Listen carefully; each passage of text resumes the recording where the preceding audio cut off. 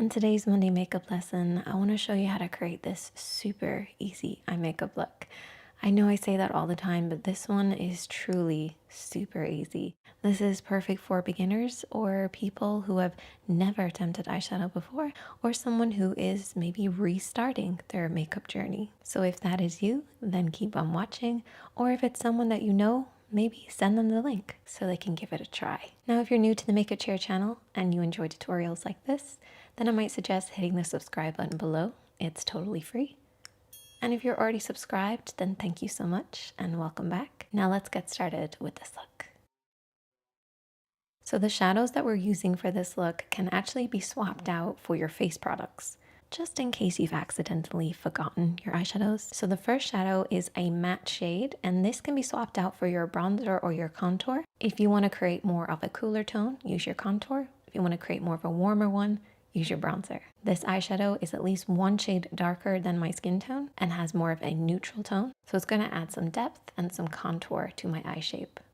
The second eyeshadow is a shimmer, so this is at least one shade lighter than my skin tone, and it has more of like a peachy, sort of mauvey, rosy tone. You can swap this out for your face highlight as well. Provided it works for your skin tone, it's probably going to work for your eyes as well. So make sure to customize this to work for you. You don't have to follow me exactly. Swap out the shades to make sure that it works with the depth and the tone of your skin. So once you have your two eyeshadows, you can then just grab two brushes, so a flat and a blender. You can actually swap out the flat brush for your fingertips if you prefer, but you will need a blending brush.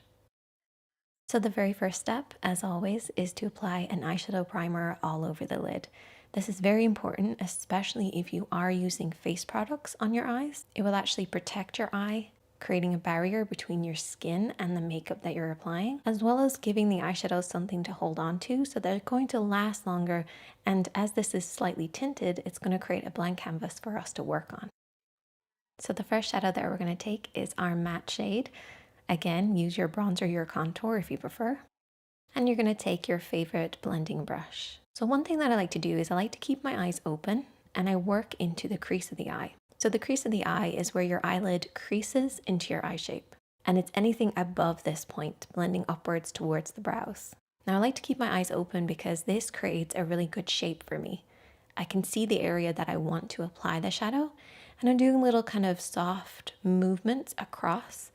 Once I've applied enough, I like to kind of slowly close my eyes and work deeper into the crease, and then open my eyes up again to keep blending. Now the trick to only using one eyeshadow is to make sure you're very slowly building this up. You don't want to apply a lot of shadow to begin with because we're not going to get that soft fade that we'd get from applying other tones and other eyeshadows. It's all about slowly building up the shape. So a little goes a long way to start with. As you can see, we're starting to create a beautiful fade that has a lot of depth right at the crease line, mostly on the outer edge, and then very softly kind of fades upwards, kind of like smoke. You know how smoke is like darker right at the base of the candle? It kind of disperses outwards. That's basically what we want to create here. Now, if we compare the before and the after, you can see the shape that we're creating. We're kind of contouring the eye shape, but working with the natural shape of the eye.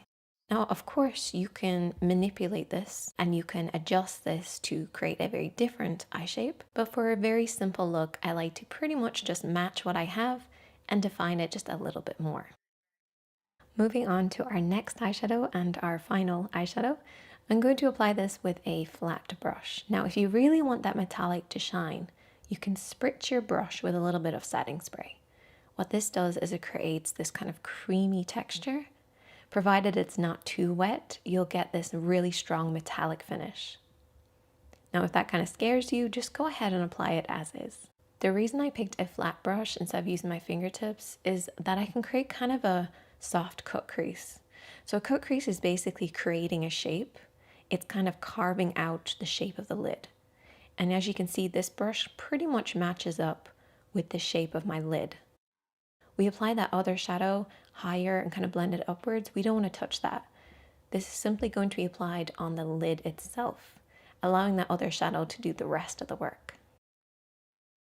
So I'm using a pressing and a swiping motion, working across the lid only, And as you can see, it just hits the light beautifully. Now I like to kind of focus on the inner 2/3 of the lid. I don't want too much shimmer on the outer third. I mostly want it to be in the center and the inner third. And that is all you have to do to create a really simple look.